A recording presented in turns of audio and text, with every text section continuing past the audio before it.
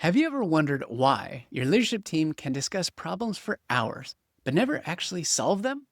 Well, after 10 years of guiding growing businesses, I've discovered that most leadership teams think they're having strategic conversations, but they're actually having comfortable conversations disguised as strategy.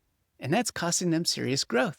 So in this video, I'm going to show you the hidden pattern that keeps leadership teams stuck, why your strategic planning sessions feel productive but don't generate real results, and the number one thing that determines whether you break through or hit a growth ceiling.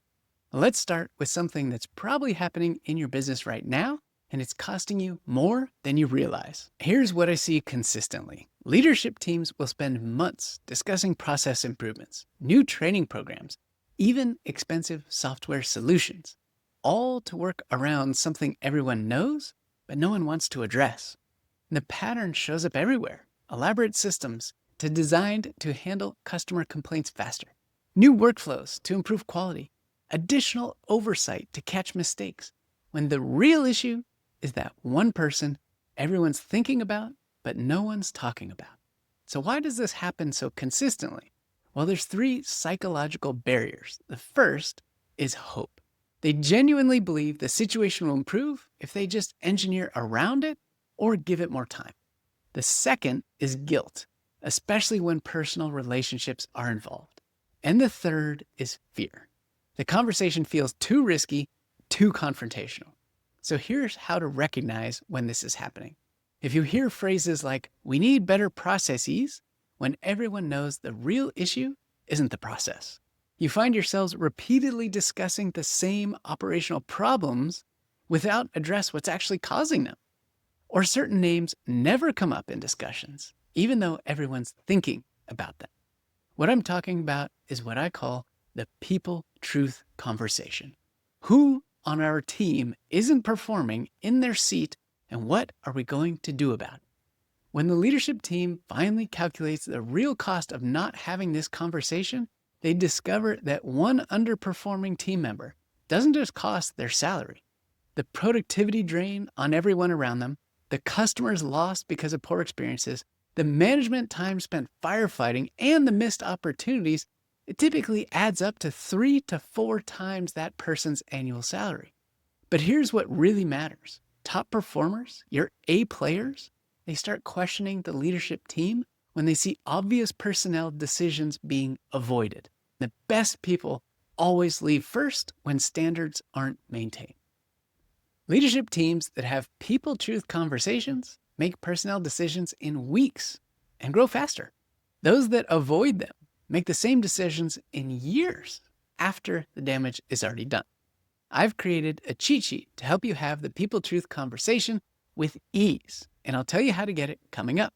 But even if your leadership team gets comfortable addressing this, there's something else that's costing you even more, and it will probably happen in your next leadership team planning session.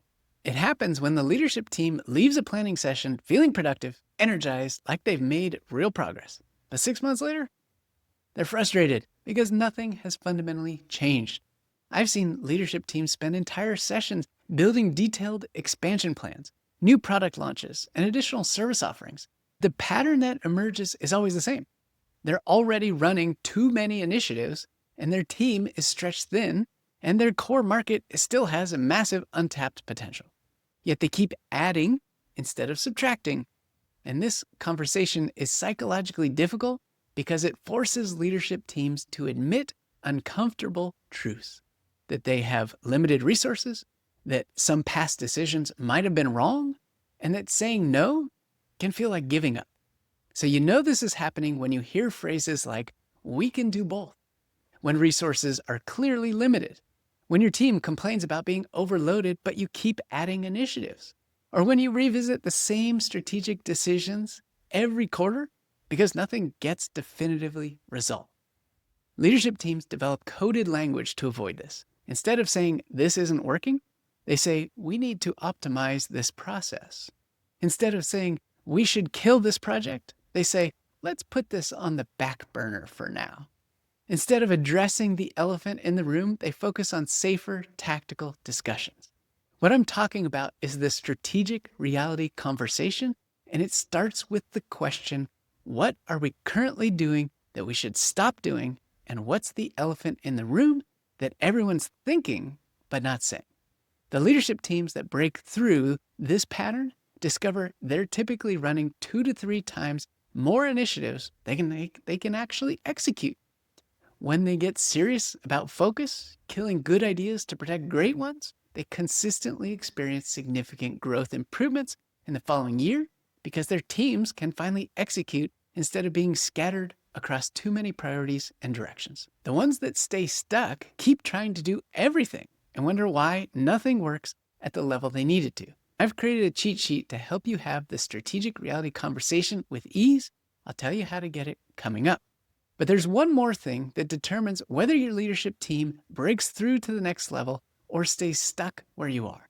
And most never even realize they need to address it. When companies hit walls at 3 million, 7 million, 20 million, or at any level, and can't figure out why, they start working harder but growing slower.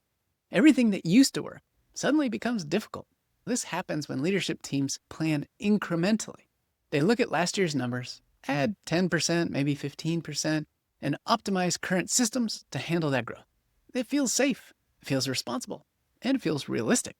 It's easier to stay in incremental improvement mode than to face what breakthrough growth actually requires. And you know your leadership team is avoiding this when your strategic planning focuses on efficiency improvements rather than capacity building. When you assume your current team can just work harder to handle more volume, or when you find yourself surprised by growth challenges that successful companies your size should have anticipated. What I'm talking about is the growth ceiling conversation. And it goes like this. If we knew we were going to double in size next year, what would we do completely differently starting today? When I pose this doubling question to leadership teams, the response is remarkably consistent. We'd need completely different people, different systems, different processes. We'd basically need to rebuild everything. Then reality hits them, that their current approach is never going to get them there. The companies that break through their growth ceilings design for where they're going, not for where they are. The ones that hit ceilings keep optimizing their current reality while their competitors build infrastructure for exponential growth. To help you have these conversations with your leadership team, I've created the 3 critical conversations cheat sheet, and it gives you the exact warning signs to listen for, the specific questions to ask, and a simple action plan for each conversation. You can download it for free at the link in the description below. Even when you know what conversations to have, there's one place where leadership teams consistently fail to have them, and it's costing millions in wasted planning time and missed opportunities. So watch this video next, where I'll show you exactly what's going wrong in your leadership team planning sessions and how to fix it.